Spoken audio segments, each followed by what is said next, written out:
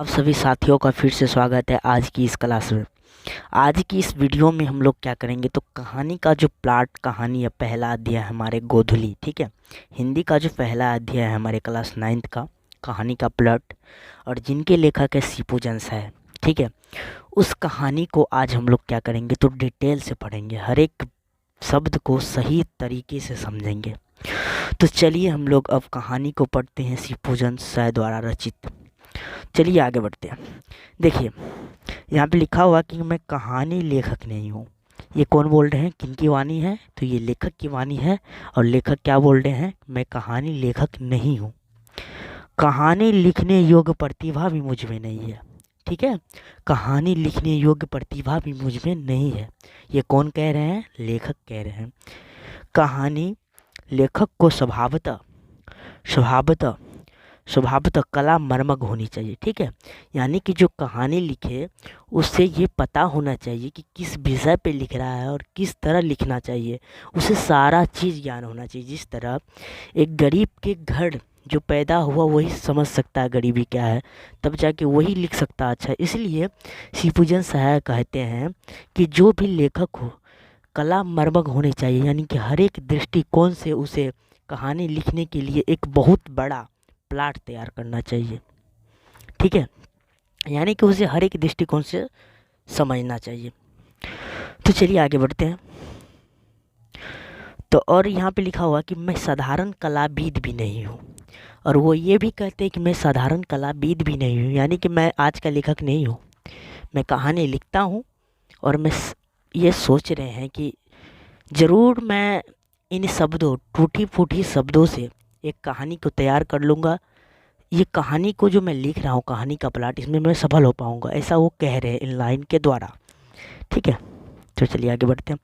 किंतु आप बोलते हैं किंतु कुशल कहानी लेखकों के लिए एक प्लॉट पा गया हूँ, ठीक है। यानी कुशल कहानी, एक अच्छी कहानी हो, इसके लिए उन्होंने क्या किया, एक प्लॉट पा गया। आशा है कि इस प्लॉट पर वे अपनी भड़कीली इमारत खड़ी कर लेंगे। लेखक कहते हैं मैं इन टूटी फूटी शब्दों से मुझे लगता है कि मैं कहानी लिख पाऊँगा, मैं कहानी ये लिख लूँगा, इस कहानी लिखने में सफल हो जाऊँगा। ये किसकी वाणी है, तो लेखक कह रहे हैं। लेखक क्या बोल रहे हैं कि आशा है कि इस प्लॉट पर वे अपनी भड़कीली इमारत खड़ी कर लेंगे, ठीक है। और एक चीज़ की, कोई भी जब लेखक हो किसी भी चीज़ के बारे में लिखे, ठीक है, समाज में किसी भी प्रकार के प्रचलित प्रथाएं हैं, उन्हें हर उसको समझना पड़ता है पहले, ठीक है। पहले उसे समझ के लिखना पड़ता है, इसीलिए ये लाइन के द्वारा उन्होंने समझा दिया हमें। चलिए आगे बढ़ते हैं।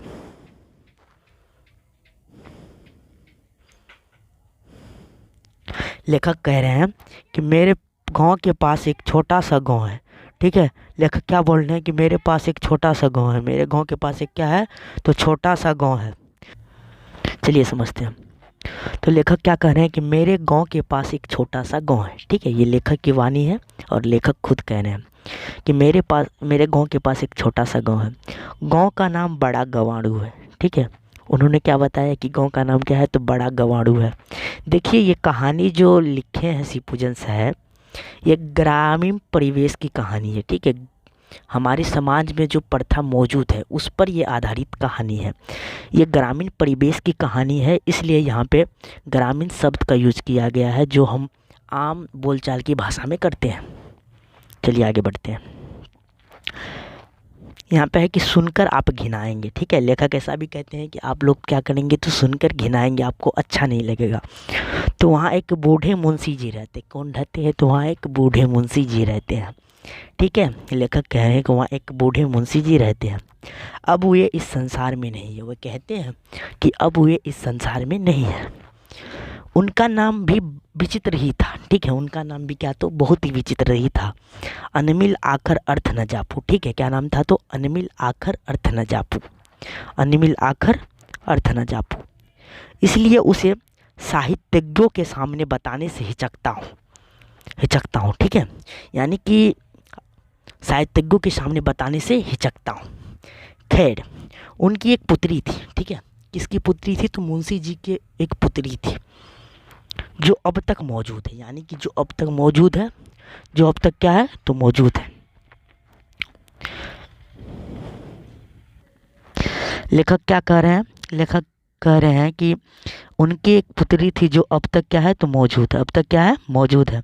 उसका नाम, किसका नाम, तो भगजोगनी, भगजोगनी का नहीं, उस मुंशी जी की पुत्री का नाम, उसका नाम लेखक कह रहे हैं जाने दीजिए, सुनकर सुनकर क्या कीजिएगा। ठीक है, लेखक क्या कह रहे हैं, जाने दीजिए कि सुनकर क्या कीजिएगा। ठीक है, मैं बताऊंगा भी नहीं, मैं बताऊंगा भी नहीं, कौन बोल रहे हैं, तो ये लेखक बोल रहे हैं, शिवपूजन साहब बोल रहे हैं। हाँ, चूंकि उसके संबंध की बातें बताने में कुछ सहूलियत होगी, ठीक है, उसके बारे में बताने में कुछ सहूलियत होगी, इसलिए उसकी एक कल्पित नाम रख लेना जरूरी है, यानी कि काल्पनिक नाम रख लेना एक जरूरी है। मान लीजिए उसका नाम भगजोगनी है, क्या है उसका नाम, तो भगजोगनी है, भगजोगनी है, देहात की घटना है, ठीक है, ये गांव की घटना है, इसलिए मान लीजिए उसका नाम क्या है, तो भगजोगनी है, इसलिए देहाती नाम ही अच्छा होगा। वे कह रहे हैं कि यह ग्रामीण समाज की कहानी है, इसलिए यह नाम उस पर ज़्यादा अच्छा लगता है। ठीक है, भगजोगनी, क्योंकि उनके संबंध में क्या करेंगे, लेखक बात करेंगे, इसीलिए उसका नाम एक कल्पित नाम रख लिया, भगजोगनी। खैर बढ़िए, लेखक क्या बोल रहे हैं, बोल रहे हैं कि चलिए आगे चलिए। देखिए, मुंशी जी के बड़े भाई, किसके भाई, तो मुंशी जी के बड़े भाई पुलिस में दरोगा थे, क्या थे, तो पुलिस में दरोगा के पद पर थे। उस ज़माने में, किस ज़माने में, मुंशी जी के ज़माने में, जबकि अंग्रेजी जानने वाले की संख्या उतनी ही थी। ठीक है, अंग्रेजी जानने वाले की संख्या उतनी ही थी जितनी आज धर्मशास्त्रों के मर्म जानने वाले की है। ठीक है, उस टाइम पर अंग्रेजी जानने वाले की संख्या उतनी ही थी जितनी आज धर्मशास्त्रों के मर्म जानने वाले की है। ओके, क्लियर यहाँ तक। इसलिए उर्दू लोग ही ऊंचे ऊंचे ओहदे पाते थे, यानी कि जो उर्दू थोड़ा मोड़ा पढ़ लेते थे वही क्या करते थे, दरोगा के पद पर चले जाते थे। तो दरोगा जी ने 8-10 पैसे का करीमा खाली बाड़ी पढ़कर जितना रुपया कमाया था उतना आज कॉलेज और अदालत की लाइब्रेरियाँ चाट कर वकील होने वाले भी नहीं कमाते थे। कहना चाह रहे हैं लेखक कि जिस टाइम पर वो दरोगा बने थे उस टाइम पे दरोगा की जो इनकम थी बहुत ज़्यादा थी। ठीक है, जितनी कि कॉलेज अदालत की जो कर्मचारी होते उनकी भी नहीं थी। चलिए खैर आगे बढ़ते हैं। लेकिन यहाँ पे कह रहे हैं, लेकिन दरोगा जी ने कुछ कमाया। ठीक है, दरोगा जी ने अपने जीवन में जो कुछ कमाया अपनी ज़िंदगी में ही फूंक डाला, ताप डाला, यानी कि अपनी ज़िंदगी में जो कमाया वो सारा नष्ट कर डाला अपनी ज़िंदगी में ही, जब तक वो जिए। उनके मरने के बाद उनकी एक घोड़ी बची थी। ठीक है, क्या बची थी, उनकी एक घोड़ी बची हुई थी, तो महज 7 रुपये की, कितने रुपये की घोड़ी थी, तो 7 रुपये की, याद रखिएगा ये क्वेश्चन आता है। मगर कान काटती थी, यानी कि हराती थी तुर्की घोड़ों की कमबख्त बारूद की पुड़िया थी।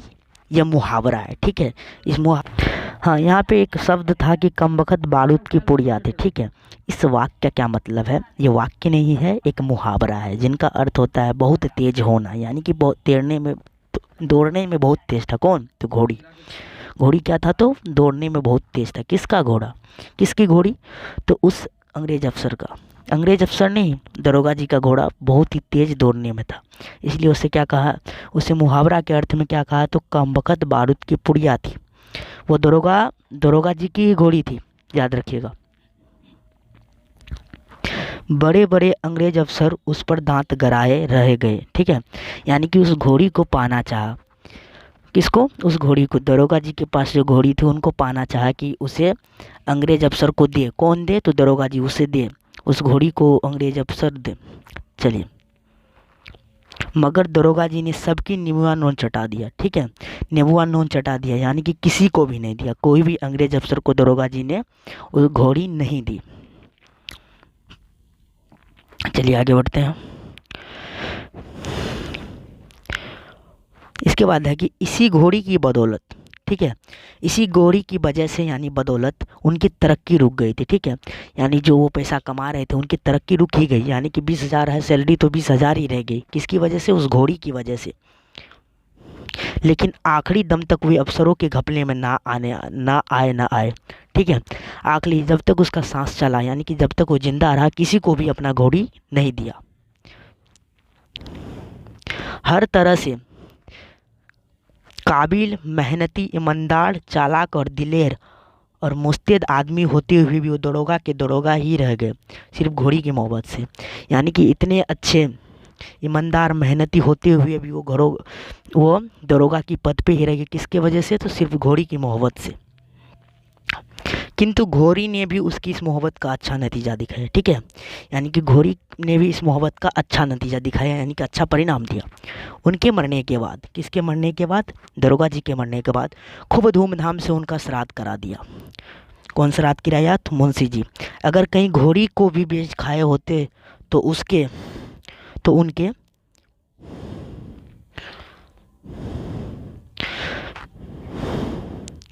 उनके नाम पर एक ब्राह्मण भी नहीं जिमता, ठीक है। अगर वो घोड़ी को भी बेच खाता अपनी ज़िंदगी में तो उनके नाम पे, यानी कि उसका श्राद्ध क्रम भी सही ढंग से नहीं हो पाता, क्योंकि मुंशी जी तो कमाता नहीं था, सिर्फ खाता था। एक घोड़े अफसर के हाथ खासी रकम पर घोड़ी को ही बेचकर मुंशी जी अपने बड़े भाई से उरीन हुए, ठीक है। यानी श्राद्ध कर्म किए, उससे उरीन हो गए। किसको बेचकर? तो घोड़ी को बेचकर। दरोगा जी के ज़माने में, ठीक है, दरोगा जी जब अपने टाइम में थे तो वो खूब कमाते थे। तो दरोगा जी के ज़माने में मुंशी जी ने खूब दी के दिए जलाए, और खूब दी के दिए जलाए का क्या अर्थ होता है? ये एक मुहावरा है, इसका अर्थ होता है खुशी मनाना। यानी कि दरोगा जी के ज़माने में मुंशी जी क्या आते, बहुत खुशी मनाए, बहुत ज़्यादा खुशी मनाए, ठीक है। गाजे में बढ़िया से बढ़िया इत्र मिलाकर पीते थे, यानी कि गाजे में क्या करते थे? बढ़िया से बढ़िया इत्र मिलाकर पीते थे, एकदम खुशबू मिला के पीते थे, ठीक है। ठीक है, चीलम कभी ठंडी नहीं होने पाती थी, यानी कि चीलम को कभी ठंडी होने नहीं देते थे। 1 जून 32 बटेर और 14 चपातियाँ उड़ा जाते थे, यानी कि खाते बहुत ज़्यादा थे और खाने में क्या थे? बहुत आगे थे वो। नथुनी उतारने में भी दरोगा जी के बड़े भैया थे। नथनी उतारने में क्या थे? दरोगा जी के बड़े भैया थे। हर साल एक नया जालसा ही हुआ करता था, यानी कि जब दरोगा जी थे तो उस टाइम पे उसके भाई मुंशी जी बहुत ज़्यादा मजा करते थे। हर बार एक जलसा हुआ करता था, हर एक साल पर, ठीक है। चलिए आगे बढ़ते हैं। चलिए अब पढ़ते आगे। लेकिन कहते हैं किंतु जब बहिया बह गई, यानी कि जब चले गए यहाँ धरती से, कौन? दरोगा जी। कहते हैं कि किंतु जब बहिया बह गई तब चारों ओर उजाड़ नजर आने लगे, यानी कि जो एक दिन इत्र मिलाकर पीते थे, चीलम कभी ठंडी नहीं हो पाती थी, अब वो काम नहीं हो रहा है, क्योंकि अब मर गए। कौन? तो मुंशी जी के भाई दरोगा जी मर गए, तब वो उजाड़ आने लगे। दरोगा जी के मरते ही सारी अमीरी घुस गई, ठीक है। दरोगा जी के मरते ही क्या हुई? तो सारी अमीरी घुस गई, यानी कि जो वो मज़ा करते थे, यानी कि उस टाइम में ही मज़ा किए, क्योंकि उन्होंने सोचा नहीं आगे क्या होगा। अगर सोचा होता तो शायद ऐसा नहीं होता। अमीरी घुस गई। चीलम के साथ साथ चूल्हा चक्की भी ठंडी हो गई, ठीक है। जो उनके टाइम पर, यानी कि दरोगा जी के टाइम पर जो खाते थे अच्छे से, अब वो भी ठंडी हो गई, ठीक है, क्योंकि पैसा तो रहा नहीं। जो जीभ एक दिन बटेरों का शोरबा सुरखती थी, अब ये सरा कर मटर का सत्तू सरपोटने लगी, यानी कि जो जीभ एक दिन अच्छे खाना खाती थी, अब वे सरा कर मटर का सत्तू सरपोटने लगी, यानी कि मटर का सत्तू खाने लगी वो जीभ। टुपड़ी चपातियाँ चबाने वाले दांत, यानी कि जो दांत एक दिन रोटी चबाती थी, एक दिन अच्छे खाना खाती थी, अब वे चंद चने गुजारने लगे, यानी कि अब वे चंद चने चबाकर क्या किए? तो दिन गुजारने लगे। लोग आप साफ कहने लगे, यानी कि लोग कहने लगे वहाँ के, क्या कहने लगे? कि थानेदार की कमाई और फूस का तापना दोनों बराबर है, यानी कि थानेदार जो कमाया और फूस का जो तापना है, यानी कि जो लार को जो आप तापते हो, वो दोनों बराबर है। यानी कि जब तक वो जलेगा तब तक ही रोशनी है, इसके बाद वो क्या कर, रोशनी नहीं, जब तक ही नष्ट होने के बाद क्या होता है? तो इससे तुलना किया गया कि थानेदार की कमाई और फूस का तापना दोनों बराबर है, यानी कि थानेदार जो कमाई अपनी ज़िंदगी में ही फूंक डाली, उसी तरह फूस जो तापते हैं तो वो जल जाता है, यानी नष्ट हो जाता है। इसे समझ सकते हैं। चलिए आगे बढ़िए। लिखे हैं, हर साल नई नथनी उतारने वाले मुंशी जी को गांव जवार के लोग भी अपने नज़रों से उतारने लगे, यानी कि जो मुंशी जी मुंशी जी एक टाइम पर जालसा करवाते थे, अच्छे अच्छे खाना खाते थे। अब वो लोग, जो लोग जालसा करवाते थे, वे लोग उससे क्या किए, नज़र से उतारने लगे, क्योंकि अब वो गरीब हो चुके थे ना। जो मुंशी जी चुल्लू के चुल्लू इत्र मिलाकर अपने पोशाक में मला करते थे, यानी सेंट जो लगाते थे अपने पोशाक में, उन्हीं के अब अपनी रूखी सूखी देह में लगाने के लिए चुल्लू भर कड़वा तेल भी मिलना भी मुहाल हो गया। यानी कि अब इस टाइम पर आ गए मुंशी जी कि उसे कड़वा तेल शरीर में लगाने के लिए भी मुहाल हो गया। ठीक है, मुहाल हो गया। कौन सी लगाने के लिए, तो कड़वा तेल भी नहीं मिलता था। शायद किस्मत की फटी चादर का कोई रफूगर नहीं है, ये लेखक की ही कथन है कि शायद किस्मत की फटी चादर की कोई रफूगर नहीं है, यानी कि जो किस्मत में लिखा हुआ है वो होके ही रहेगा। ठीक है, उसका कोई रफूगर नहीं है। लेकिन ज़रा किस्मत की दोहरी मार तो देखिए, यानी देखिए किस्मत, यानी कहते हैं किसका, जिसका किस्मत फूटा उसका कर्म फूट गया, वही। लेकिन ज़रा किस्मत की दोहरी मार तो देखिए, दरोगा जी के ज़माने में मुंशी जी के 5 लड़के हुए। ठीक है, दरोगा जी के ज़माने में मुंशी जी के कितने लड़के हुए, तो 4-5 लड़के हुए, पर सब के सब सुबह के चिराग हुए। सुबह के चिराग ये मुहावरा है जिसका अर्थ होता मर गए। ठीक है, जितने भी 4-5 लड़के हुए सब मर गए। जब बेचारे की 5 उंगलियां घी में थी, यानी कि जब वो खुशी में थे तब कोई खाने वाला ना था रहा, यानी वो खुद ही खाते थे तो कोई खाने वाला नहीं रहा। जब दोनों टांगे दरिद्रता के दलदल में आ फंसी, ऊपर से बुढ़ापे के भी कंधे दबने लगे, यानी तो अब मुंशी जी बूढ़ा भी हो गए और गरीबी भी हो गई। ठीक है, दरिद्रता के दलदल में आ फंसी, क्योंकि वो दरोगा जी के ज़माने में तो बहुत खुशी मनाए, लेकिन दरोगा जी के मरने के बाद उनके जीवन में गरीबी का पहाड़ टूट पड़ा। ठीक है, गरीबी का क्या हुआ, तो पहाड़ टूट पड़ा। तब कोड में खाज की तरह एक लड़की पैदा हो गई। ठीक है, तब क्या होगी, तो एक लड़की पैदा होगी। यही तो किस्मत है, ये तो किस्मत में एक तरह से लिखा हुआ था कि लड़की पैदा होगी। और तारीफ यह है कि मुंशी जी की बदकिस्मती भी दरोगा जी की घोड़ी में कुछ कम अस्थावर नहीं थी। ठीक है, मुंशी जी की जो यहाँ पे लिखा हुआ है कि, और मुतारिफ ही मुंशी जी की बदकिस्मती भी दरोगा जी की घोड़ी से कुछ कम अस्थावर नहीं थी।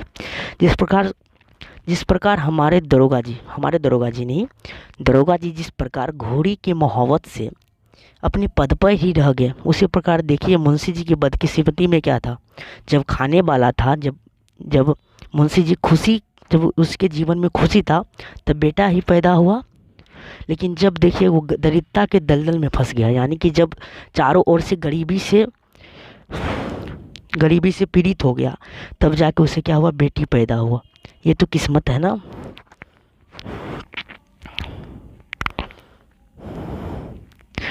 सच पूछिए, यानी कहते हैं कि सच पूछिए तो इस तिलक दहेज के ज़माने में लड़की पैदा करना ही भारी मूर्खता है।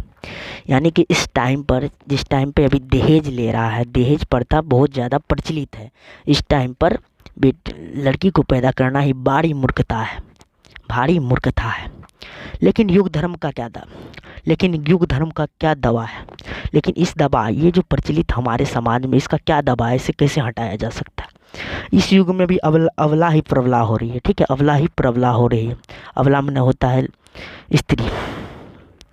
पुरुष दल को स्त्रीत्व खदेड़े जा रहे हैं। ठीक है, पुरुष दल को क्या खदेड़े जा रहे हैं, तो स्त्रीत्व खदेड़े जा रहे हैं। बेचारे मुंशी जी का क्या दोष है, बेचारे इस समय मुंशी जी का क्या दोष है, उसके किस्मत में ही लिखा था, तो उसका क्या दोष है। जब घी और गरम मसाले उड़ाते थे तब वे हमेशा लड़का ही पैदा करते थे, मगर अब मट्टर के सत्तू पर बेचारे कहाँ से लड़का निकाल रहा है। सही बात है, कहाँ से लड़का निकाल रहा है। सचमुच माने कि रियली अमीरी की कब्र में पनपी हुई गरीबी बड़ी ही जहरीली होती है। यानी कि अमीरी के बाद जो गरीबी आती है वो बहुत ही जहरीली होती है। ठीक है, क्योंकि अमीरी में रहना फिर गरीबी, ये तो बहुत बड़ी जहरीली है। गरीबी के बाद अमीरी ठीक लगता है, बट अमीरी के बाद गरीबी ये अच्छा नहीं लगता।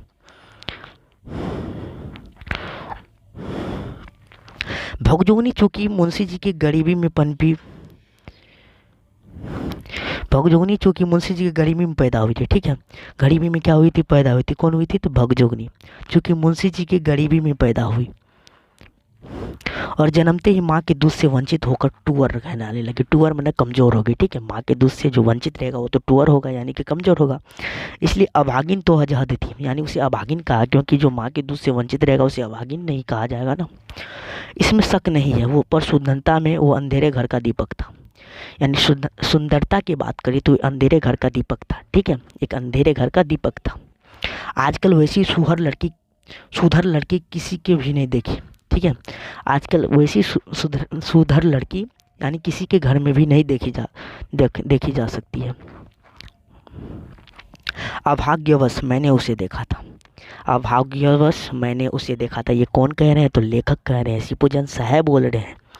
जिस दिन पहले उसे देखा वो करीब 11-12 वर्ष की थी, ठीक है। यानी कि वो लेखक कह रहे हैं कि जिस दिन मैंने पहले बार देखा था वो शायद 11-12 वर्ष की थी।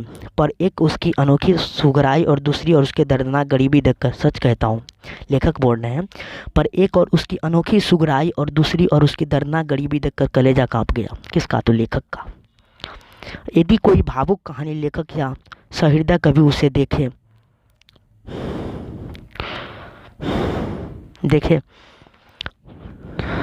देख लेता तो उसकी लेखनी में अन्यानास करुणा की धारा फूट निकलती। यानी कि लेखक बोलते हैं अगर कोई और लेखक लिखता, इस कहानी को लिखने को मिलता, तो वो गरीबी का बहुत ही अच्छा वर्णन करता कि किस प्रकार एक नारी की ज़िंदगी इस प्रकार है, उसका अच्छे से वर्णन करता। किंतु मेरी लेखनी में इतना जोर नहीं, यानी कि बोलते हैं कि मैं उतना सही से लिख नहीं पा रहा हूँ, ठीक है। उनकी गरीबों को सही तरह के अपने शब्दों से सही तरीके से चित्रित नहीं कर पा रहा हूँ, सही तरीके से लिख नहीं पा रहा हूँ।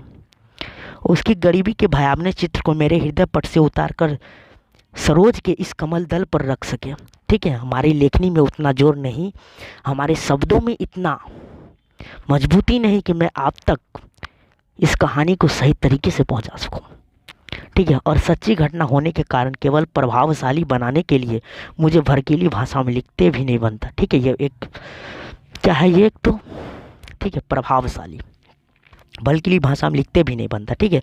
इसे भड़कीली बनाकर भी मैं लिख नहीं सकता। भाषा में गरीबी की ठीक ठीक चित्रित करने की शक्ति नहीं होती, ठीक है। भाषा में गरीबी की ठीक ठीक चित्रित करने की शक्ति नहीं होती, भले ही वे राजमहलों की ऐश्वर्य लीला और विशाल वैभव का वर्णन करने में समर्थ हो। यानी कि अगर किसी भी लेखक को राजमहलों के ऐश्वर्य लीला के बारे में कुछ लिखने मिले तो अच्छा से वर्णन कर देंगे, लेकिन गरीबी में पनपी किसी भी, गरीबी में जन्मे किसी भी नारी की, यानी कि गरीबी का वर्णन सही रूपों में नहीं कर पाऊंगा मैं शब्दों में, लेखक कह रहे हैं, ठीक है। चलिए आगे।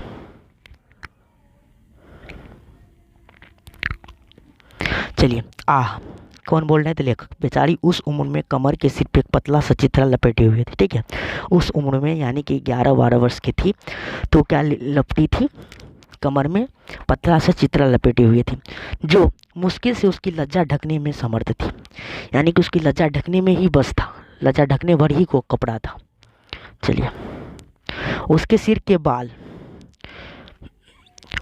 के बाल तेल बिना बुरी तरह बिखर कर बड़े डरावने हो गए थे। यानी कि उसका बाल जो था, बताइए, तेल बिना क्या होगा? बड़ा डरावना हो जाएगा, तो डरावना हो गया था। उसकी बड़ी बड़ी आंखें एक अजीब ढंग की करुण कातर चितवन थी।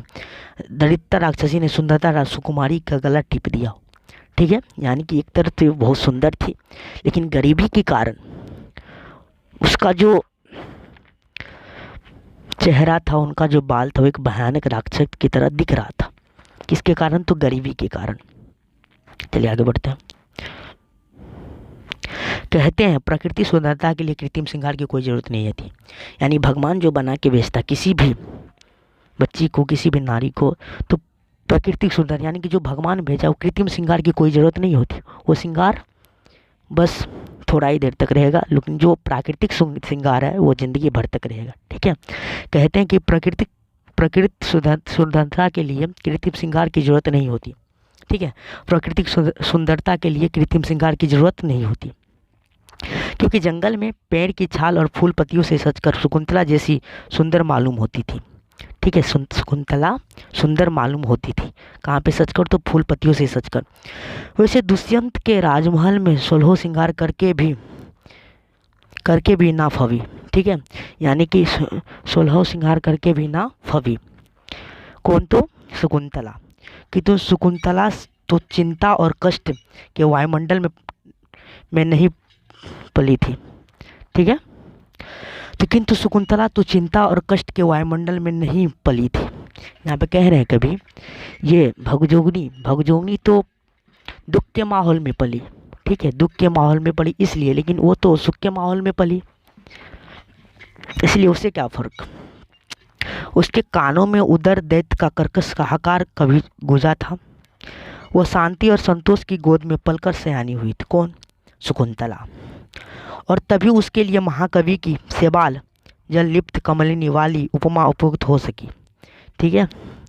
फिर भगजोगनी यहाँ पर लिखे हैं कि पर भगजोगनी तो गरीबी की चक्की में पिसी हुई है, यानी कि वो गरीबी के समय पैदा हुई है।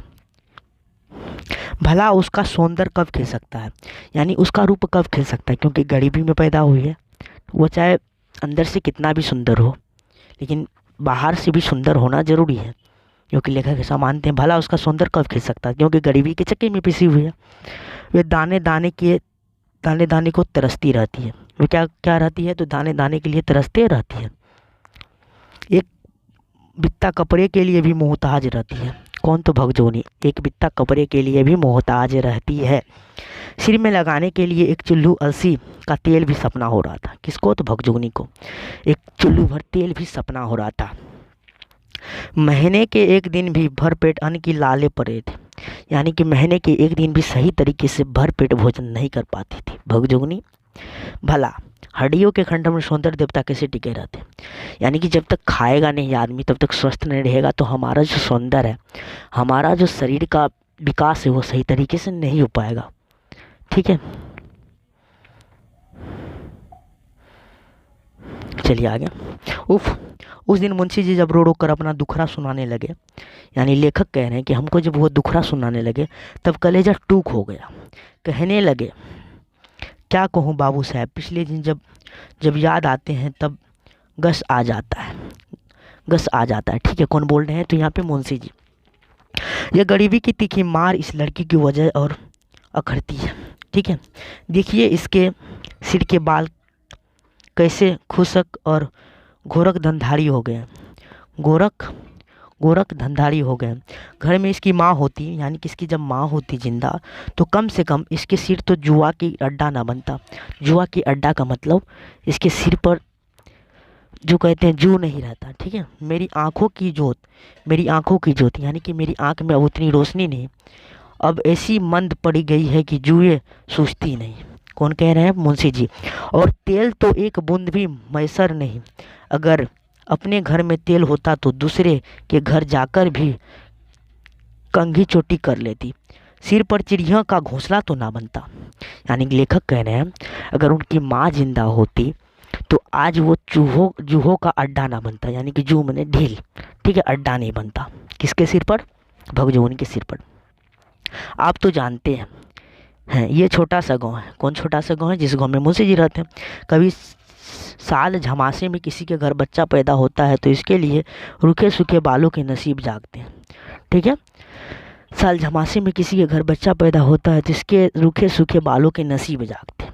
क्या जागते हैं? तो नसीब जागते हैं। चलिए, गांव के लड़के अपने अपने घर भर पेट खाकर जो झोलिया में चबेना लेकर खाते हुए घर से निकलते हैं, यानी गांव के जो लड़के हैं जब वो खाना खा लेते हैं घर पर और कुछ खाना लेकर जब कहीं जाते हैं निकलते हैं तो उनकी बाट जो होती है, यानी उसकी पीछा करती है। कौन? तो भगजोगनी उनके पीछे पीछे लगी फिरती है। कौन? भगजोगनी।